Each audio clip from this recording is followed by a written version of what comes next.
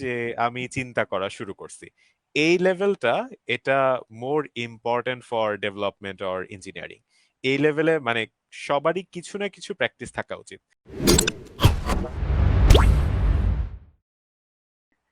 So আমি personally যেভাবে problem solving এর 3টা লেভেল ভাগ করছি আর কি, এই বিষয়ে তোমার ওপিনিয়নটা পাইতে চাই আর কি। একটা প্রবলেম সলভিং এর ক্রাইটেরিয়া হচ্ছে এটা খুবই বিগিনার্স লেভেল, এরা কোনো মানে কম্পিটিটিভ প্রোগ্রামিং কিচ্ছু করবে না, এটা শুধুমাত্র ল্যাঙ্গুয়েজটাকে বুঝার জন্য যে আমি হয়তো আহ, আমি লিঙ্ক লিস্টটা শিখলাম, এটা রিলেটেড আমি একটা দুইটা অ্যাপ্লিকেশন রিলেটেড দেখার চেষ্টা করলাম যে আমার হয়তো পিছন থেকে কে 4 নম্বর এলিমেন্টটাকে দরকার, এতে কিন্তু সে কম্পিটিটিভ প্রোগ্রামিং করতেছে না, ল্যাঙ্গুয়েজ বা ডাটা স্ট্রাকচার অ্যালগোরিদমের বেসিক ইউটিলাইজেশন বা ইমপ্লিমেন্টেশন বা অ্যাপ্লিকেশনটাকে চেনার জন্য সে করতেছে, এটা হচ্ছে একদম বেসিক, সে কোনো কম্পিটিটিভ প্রোগ্রামিং করবে না। সেকেন্ড লেভেলের লোকজন যারা হয়তো 2-3 মাস 4 মাস ট্রাই করবে, কোনো না কোনো কারণে ছেড়ে দিবে, এই সংখ্যাটা হচ্ছে আমি দেখি ম্যাক্সিমাম আর কি। আর এরপরে হচ্ছে যারা প্রো লেভেলের মধ্যে দুইটা ক্যাটাগরি আছে, সবাই কিন্তু কম্পিটিশনে যায় না, অনেক অনেক প্রবলেম সলভার আছে নিজে নিজে করে যাচ্ছে, 400 500 600 700 কোড ফোর্সেসে সলভ করে ফেলছে, হয়তো অনলাইন দুই একটা কম্পিটিশন দিছে, তার ভালো লাগে নাই বা পছন্দ হয় নাই, সে কিন্তু কম্পিটিশনে যায় না, কিন্তু প্রবলেম সলভ করে যাচ্ছে বা লিড করে গিয়ে সে সলভ করে যাচ্ছে, হয়তো তার চাকরি বাকরি রিলেটেড জিনিস আছে। সো মানে কোন লেভেলের, আমি আমার মতো ভাগ করছি, তোমার মতো আলাদা ভাগ থাকলে সেটাও বলতে পারো, এবং হ্যাঁ, মানে শিওর। প্রত্যেকটা লেভেলের কিন্তু আলাদা আলাদা বেনিফিট আছে। সো এই বেনিফিট গুলো সম্পর্কে বলো, যে আমি ভালো করতে পারলে তো অনেক ভালো, কিন্তু মডারেট করলাম বা খুব লোয়ার লেভেলে করলাম, এতে আমাদের কি কি লাভ হবে আর কি। আচ্ছা, কোডিং এর যে পার্টটা, এটা হচ্ছে প্রথম লেভেল। প্রথম লেভেলে কোডিং জিনিসগুলো কাইন্ড অফ এরকম যে আমি যদি ইঞ্জিনিয়ারিং সাইডে, লেটস সে ডেভেলপমেন্ট সাইডে ঢুকতে চাই, আমার ল্যাঙ্গুয়েজ সম্পর্কে ধারণা রাখতে হবে। অ্যান্ড বিষয়টা এরকম যে আম, আমি ওই যে যখন বলতেছিলাম যে আমি প্রথম লেভেলে আসলে কোডিংটাই নিয়ে কাজ করছি, এটার একটা বেনিফিট আছে। বেনিফিটটা কি?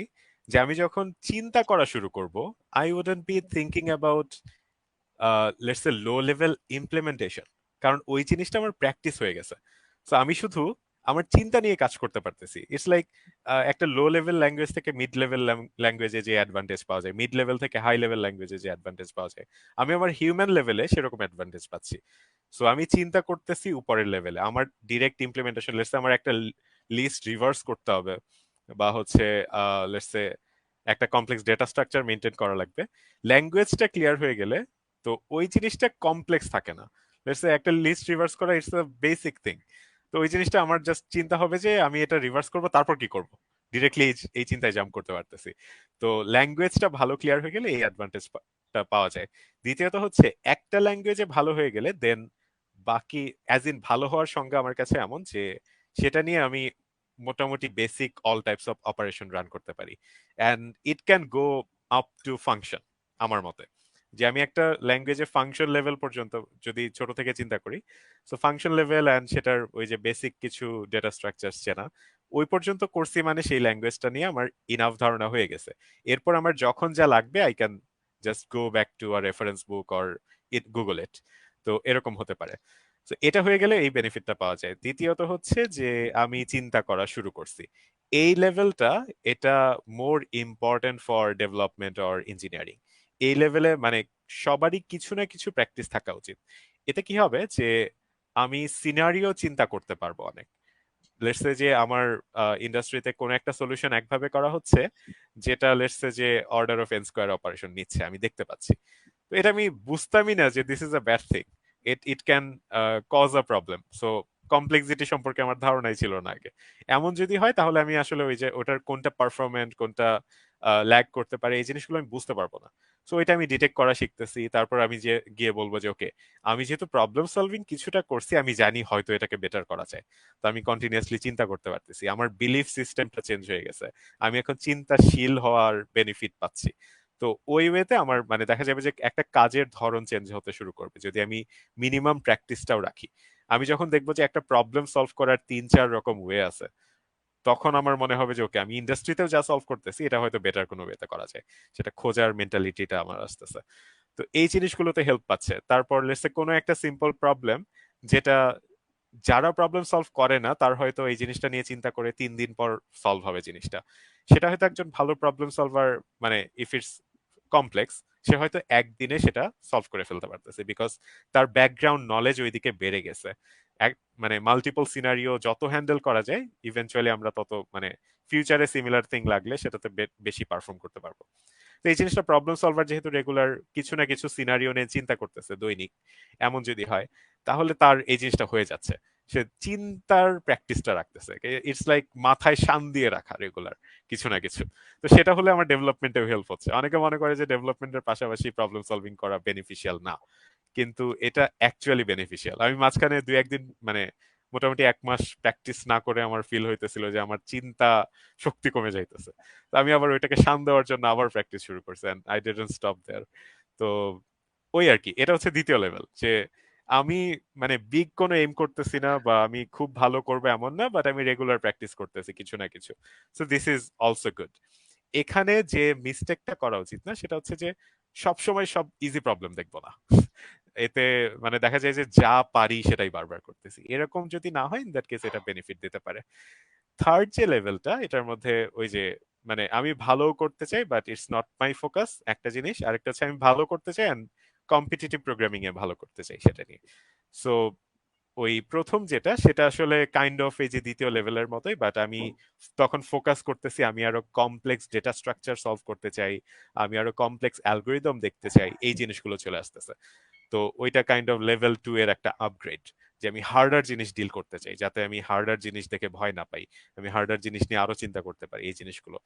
তো the practice module is same and it can benefit you differently. মানে হার্ড সিচুয়েশন, কোন একটা সিচুয়েশন দেখে মনে হবে যে এটা আনসলভেবল, বাট হার্ড প্রবলেমে যখন অভ্যস্ত হয়ে যাব তখন দেখা যাবে যে ওই জিনিসটার ওয়ে অফ থিঙ্কিং, ওটার ব্রেকডাউন গুলো আমি ভালো বুঝে যাব। ওই জিনিসটা দেখা যাবে যে আমি মাল্টিপল থিং হয়তো একটা জিনিসে বেস দিতে পারি নাই, বাট দেখা যাবে যে আমি মাল্টিপল থিং আলাদা আলাদা চিন্তা করে একটা বিগ সলিউশনকে স্মলার চাঙ্কে ব্রেকডাউন করে সলভ করতেছি। তো এই টাইপের কোয়ালিটিস তখন মোটামুটি আসা শুরু করে, যে আমি কমপ্লেক্স থিঙ্কিং করতে পারতেছি, হার্ড সিচুয়েশন হার্ড মনে হচ্ছে না, ওটা আমি ব্রেকডাউন করে অ্যাজাইল ওয়েতে সলভ করতে পারবো, এটা আসে। আর competitive programming যেটা, it's like you can be very good at driving, it doesn't mean you have to be the best driver or the racer in the town। তো কম্পিটিটিভ প্রোগ্রামিং যেটা করে সেটা হচ্ছে যে এই যে আমার ড্রাইভিং স্কিলটা, এই ড্রাইভিং স্কিলটাকে একটা প্রেসারের মধ্যে ফেলে দেয়, এটাকে একটা চ্যালেঞ্জের মধ্যে ফেলে দেয়, এটার মধ্যে একটা কম্প্যারিজন নিয়ে আসে যে তুমি কত ভালো করতে পারো, কার চেয়ে কত ভালো করতে পারো। একটা সলিউশন যদি 10 সেকেন্ডে কেউ সলভ করে সেটা তুমি 1 সেকেন্ডে সলভ করতে পারো কিনা, 1 সেকেন্ডে সলভ করে ফেলছো ওটাকে 0 সেকেন্ডে সলভ করতে পারো কিনা, এই দিকে ড্রিভেন হচ্ছে। তো কত দ্রুত চিন্তা করা যায়, কত কারেক্ট ওয়েতে চিন্তা করা যায়, একটা শর্ট টাইমের মধ্যে একটা বিগ সলিউশন নিয়ে চিন্তা করা লাগে। তো ওই প্রেশার আসলে মানে ওই প্রেশারে যারা অভ্যস্ত হতে চাই তাদের জন্য competitive programming is one of the best thing. And অনেকে এই কম্পিটিটিভ প্রোগ্রামিং এর একটা মিসকনসেপশন হচ্ছে অনেকে ডিমোটিভেটেড হয়ে যায় অন্যদের দেখে, but the race doesn't have to be with everyone else, it can be with you.